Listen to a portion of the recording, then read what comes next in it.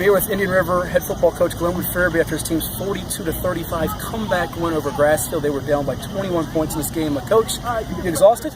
Oh, I'm tired. I'm tired, but I'm going to enjoy it.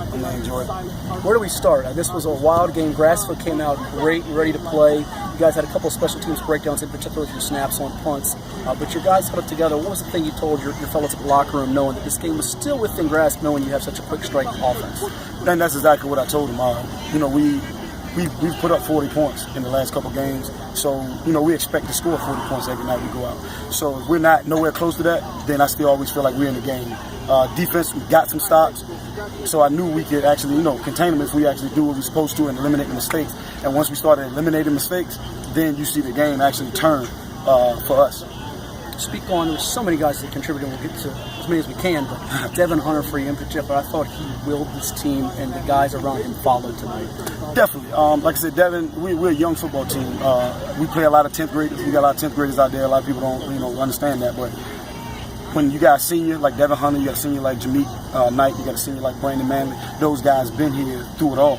So they understand what it takes to not give up and play through adversity, and not everything's going to always be the way that you want it to be, and you got to keep fighting. And that's what he did tonight. He kept fighting.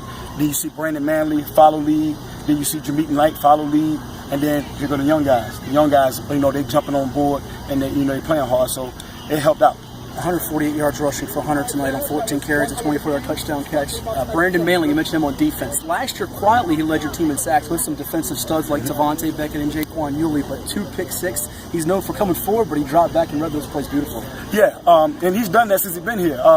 He's averaged 4 picks every year he's been here, and it's quiet because he's not 6'2", 215. He doesn't have any offers. He's just a kid that loves the game of football. Blue collar high school football player. And he's going to will. I mean, he makes mistakes, but they're aggressive. They're aggressive mistakes, and you can live with some of them.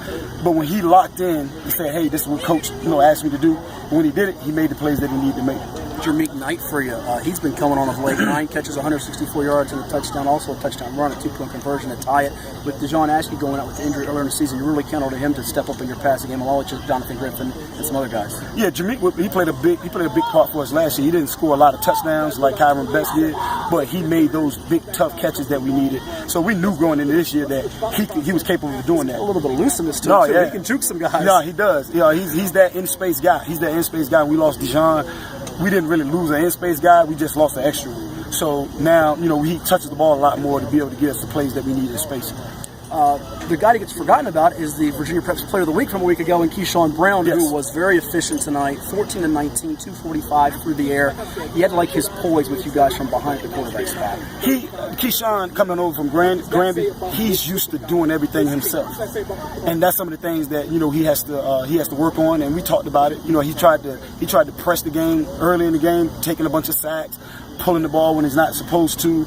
And I just told him, hey, man, let the game come to you. Let the game come to you. And that's what he did in the second half. He let the game come to him. And he ended up with 2 big plays, at the end of the game that he needed to make. And he didn't have to force it. So, once he gets settled in, I think he's going to be a lot better than what he is now. Plus, he kept bouncing up off the carpet with the sacks he was taking.